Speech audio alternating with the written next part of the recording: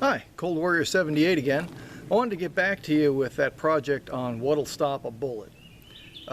If you remember from last time, we had a 2x4 width full of sand and then a 2x6 width full of sand, neither of which was completely satisfactory. Let me show you what we've done since then and what the results were.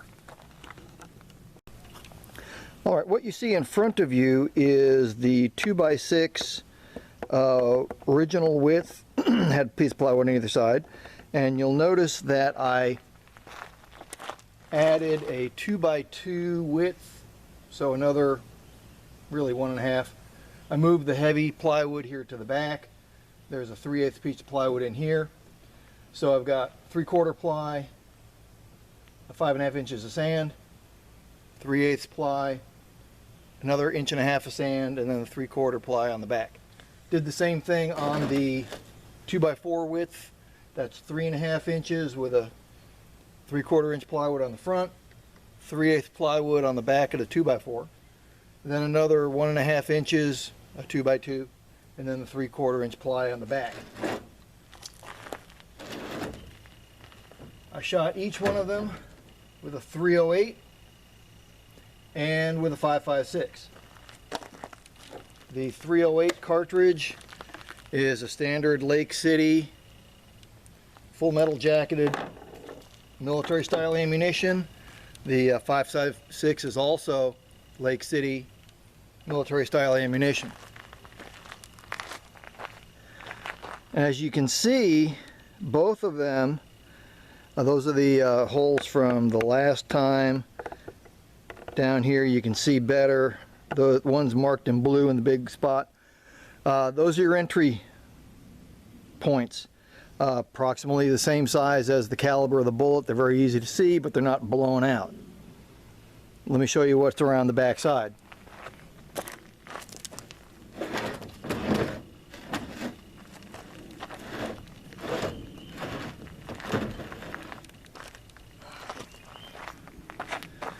All right.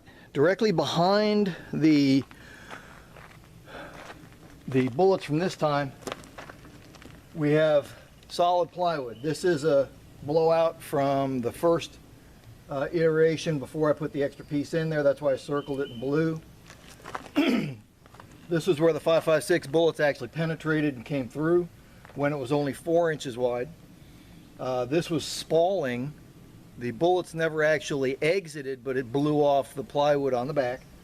But again, that was before I put the extra 1.5 inch material on there. As you can see, there's no spalling, there's no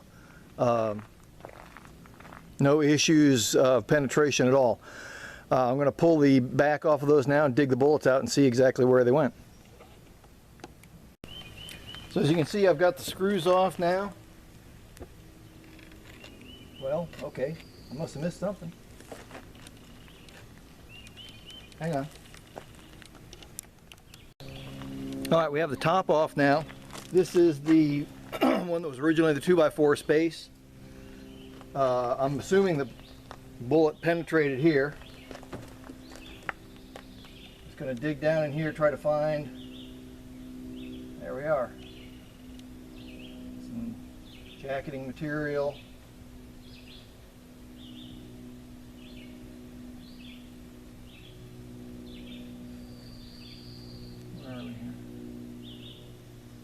More jacketing material.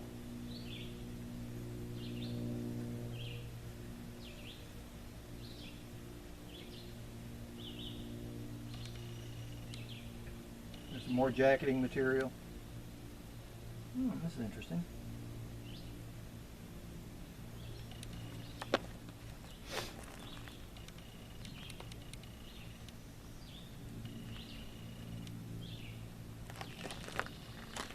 So as you can see, this is the 308 or the 7.62. It penetrated the intervening 3/8 inch plywood, blew through that just barely, got itself stuck pretty much right here in the plywood. This is the 3/8 down here. destroyed itself there and stopped in that final piece of final layer of sand. As you can tell here, there's no, get that on there a little better, there's no impacts, there's no divots, nothing, no damage from the bullet. 5.56 didn't even make it that far.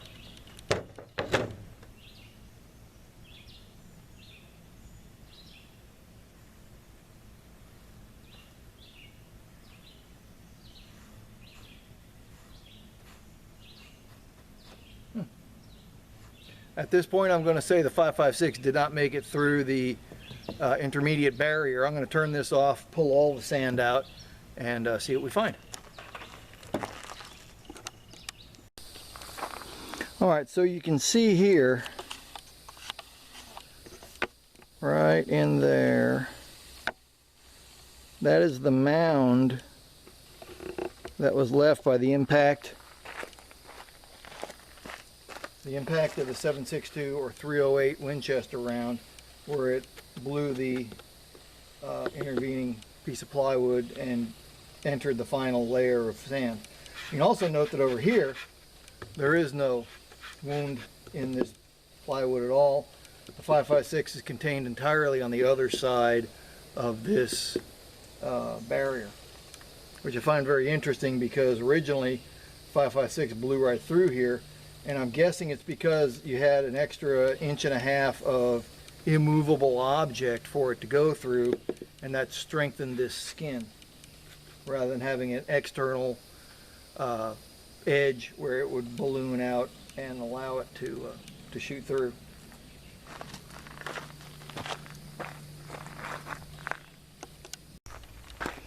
Alright, so what you see here in front of you is the intermediate piece pulled off. This is the side that was facing the sand that's down in there. This is where the 308 blew through. You can see there's not even an impact.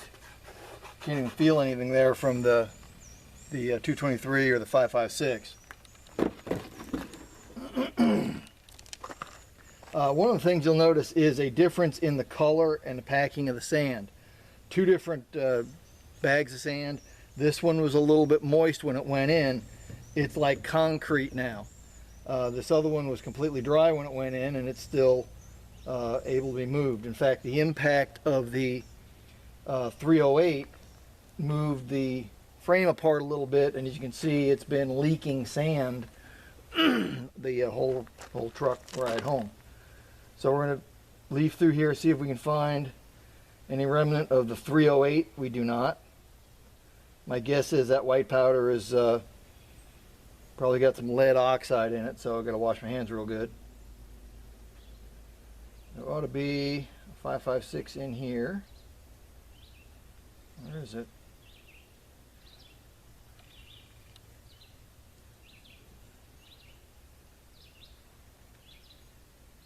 All right, hang on.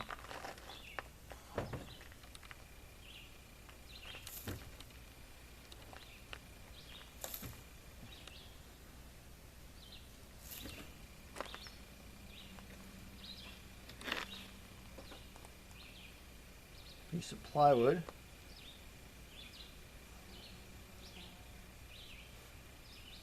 Well, that's intriguing. Where did it go? 5.56 should be right down here. Oh, there's a piece of the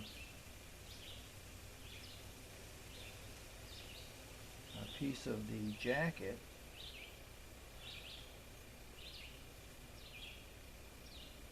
I'm getting small pieces of jacket, but I'm not finding a bullet. Oh, wait a minute. No, that's not it.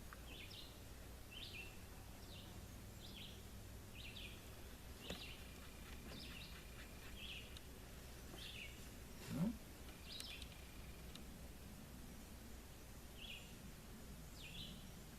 Piece of wood.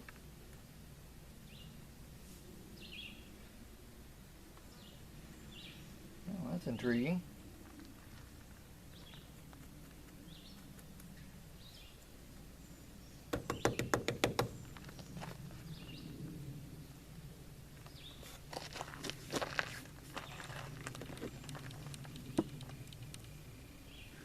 There is damage over here on the side. I'm wondering if it took a turn, tumbled into that.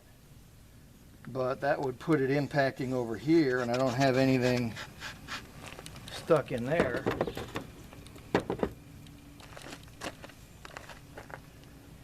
Well, this is intriguing. I would have thought I'd find a beat up but reasonably intact 5.56 down here, and I'm getting absolutely nothing. Sieving that through my fingers. I'll get an actual sieve in a little while. Oh, wait, what's that? Another piece of jacket.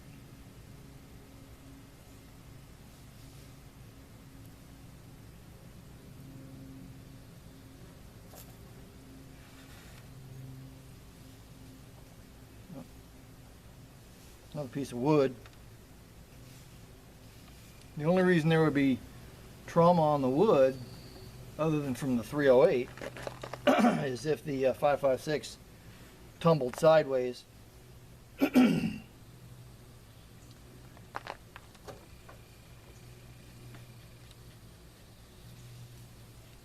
a habit not conducive to significant penetration on a barrier.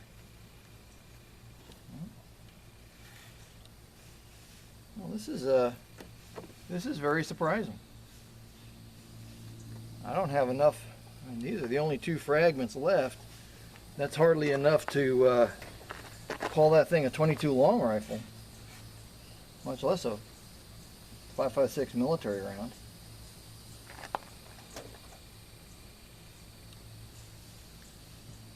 Not coming up with anything.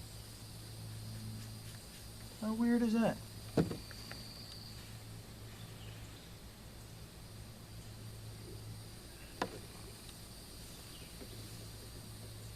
No, anything there? Nope. Just clods of.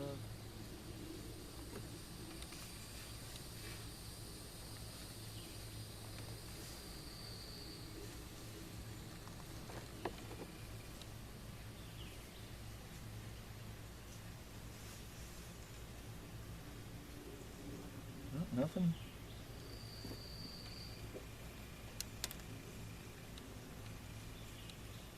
Sure what that is. That might be a piece of granule from the sand that wasn't ground down real hard. It's hard to tell sometimes when you're dealing with a sand medium that it doesn't have very fine pieces of rock in it. Obviously sand is busted up rock on its own. This is a much finer sand than this darker sand above it. I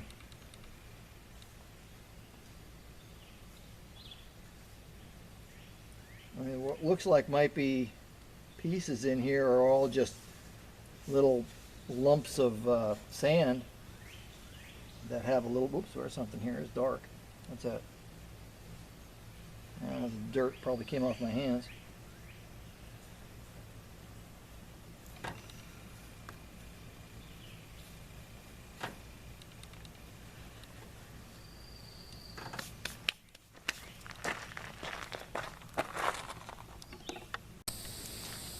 All right, we have emptied the entire bottom end here.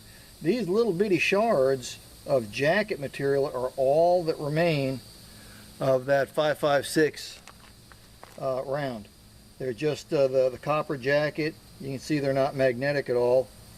For those of you who don't recall, this is the 7.62 round. The jacket is actually steel, washed or coated in the bronze or whatever the gilding metal is. So on many many military rounds, it's actually a steel case on it and a steel the gilding metal is actually based on a steel projectile, and that's just because steel's cheap, much cheaper than brass. When you make millions and millions of rounds a year, it just makes sense to go with the cheapest metal you can use. There's not enough room in a 556 in the 55 grain anyway to put any kind of steel, so you can see that's non-magnetic. But if you can see right here, I'll tilt it up for you, see a little bit better. There's the hole from the 308 right there. There's the hole from the 556. So it came in. I've got an entry for both of them. So the new sand packed well enough in that it just blew apart this 556. So there you go. What does it take to stop a bullet? The 2x4 thickness of sand originally did not. The back blew out. Let me get it here. Okay, so as you can see, these two, one here, just the rounds passed right through. It kept on going. I had to use duct tape to hold the sand in for the second trial. When I added, this is a 2x4, so it's 3.5 inches. When I added the extra 1.5 inches of the 2x2 on this, and then an intermediate barrier of 3/8 inch plywood, that stopped, completely obliterated the 223 and stopped the 308 round on the inside. Completely stopped it. The range, by the way, for this last test was 40. That's 40 feet. Okay, I wanted to get as close to a point blank situation as I could.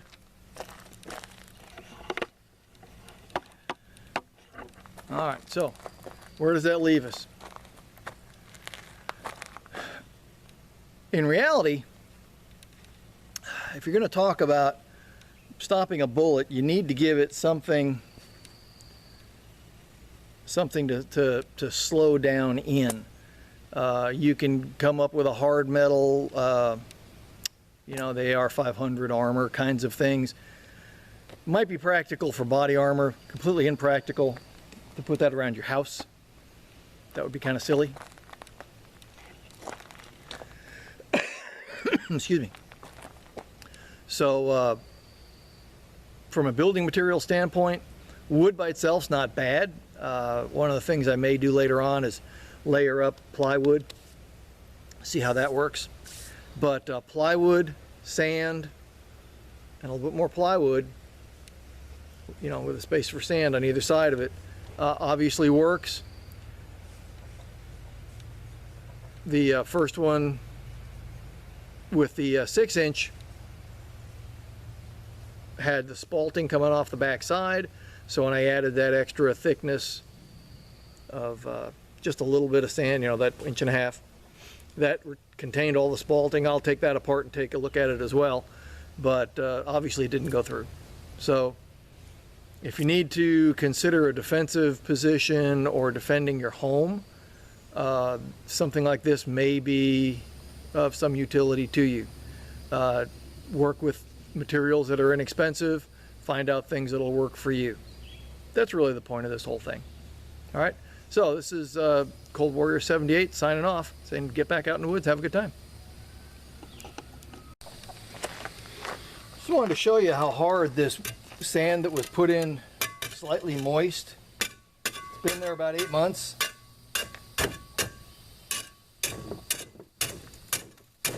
As opposed to the stuff that went in completely dry that I could take out with my hands. Slamming it with a shovel and it'll break up. But that's hard as concrete. I'm thinking if I would have used something like this all the way through, I might have had different results. So just food for thought. If you think it's worth your time, you might want to try differing between moist sand and dry sand. Now moist sand is going to introduce a little bit of moisture to the inside. There's some mold in there. If you're using exterior grade plywood and pressure treated 2x material, that's not going to be an issue. I would recommend, if you're going to do this in some sort of permanent fashion, run a bead of caulk all the way around here. Make sure that you've got a solid connection down on your corners, because that's where the sand keeps coming out of. So just seal it if you're going to have it permanent.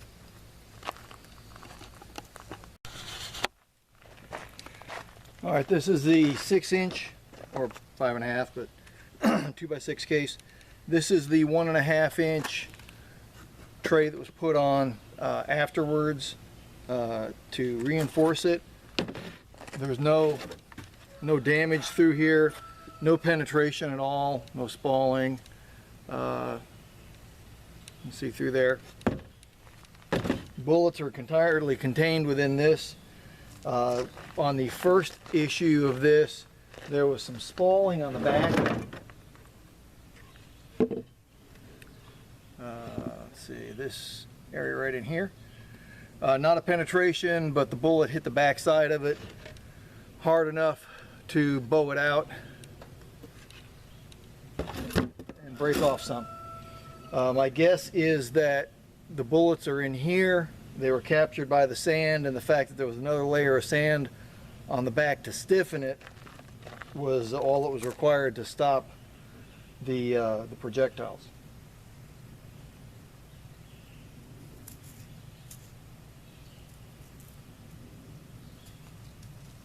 Oh, it's just a clod.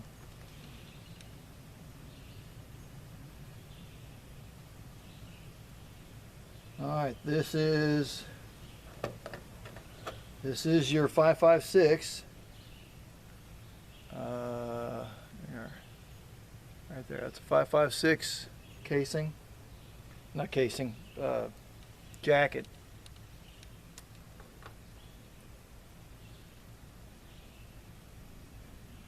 Now you can tell it's a 5.56 because there's no steel in it.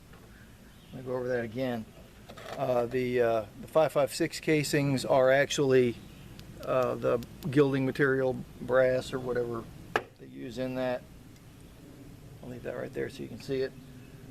The 7.62 is actually coated in steel. Right there you can see this is a magnet. You see how it jumps to it. It's coated in steel, or I should say the bullet body is made out of steel, and then it's coated with the gilding material so it doesn't ruin the inside of the barrel. And that's simply because steel is cheaper. It's got nothing to do with penetration or armor piercing or anything other silliness like that. It's just cheaper.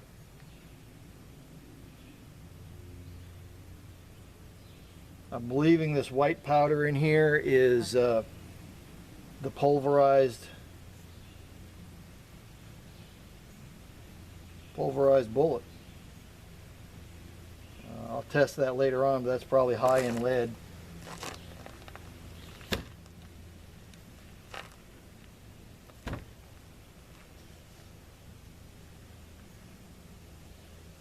Yep, getting more of that powder. But there's no bullet in here to recover. So you've got, okay, so that's part of the 7.62, that's part of the 7.62, that's part of the 7.62. We're doing all that because that's all steel. This is not steel, so that's part of the 5.56. And that's all that's left, is this little, I mean, out of a 150 grain, 147, whatever it is, you've got a couple of grains of the jacket left, and that's it. Everything else was absorbed completely by the sand. So there you go. Something in the neighborhood of a 2x6 worth of sand. That's just over 5 inches, 5.5 inches. With just a back on it, will spall a little bit So something to reinforce the back, stops the spalling. On the other one, which is only a 2x4's width, being actually 3.5 inches, there were one penetration of the intermediate layer. The 7.62 went through and was stopped by this last layer, and the 5.56 destroyed itself in the first 3.5 inches of sand. So the earth has always been the best defense against bullets. Use it. Use it to your advantage. Okay, so one quick summary of the whole project is right behind me. With the 2x4 and the sand, both 5.56 and 7.62 penetrated fully after multiple rounds. The 2x6 alone with the sand stopped the 5.56. The 7.62 caused spalling off the back. When I added the 2x2 and extra sand to the back of the 2x4 operation, the 7.62 was stopped in the second sand pocket. The 5.56 was stopped in the initial sand pocket. So that second layer of sand helped support that intermediate wall and stop the 5.56. Your 2x6 with the extra 2x2s on the back of it with the extra sand, both 7.62 and 5.56 were stopped in the first sand pocket. There was absolutely no penetration to the second. The range for the firing was at 40 feet on these last two. The ammunition was both Lake City military production. So this is just meant to be information for you to use for developing your own defenses, whatever you think you need. Like I said in the earliest video, American houses are not made to stand against gunfire. So if you're in a situation where that might be a situation, whether that's now or in a without rule of law situation, you make your own decision. But if you need something that'll stop a bullet, there's some ideas for you.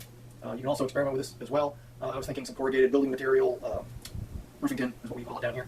Something like that, a couple layers of sand in the middle would probably work. Haven't had a chance to play with that yet. But those are the results. So hopefully help somebody. This is Cold Warrior 78 saying get back out in the woods and have a good time.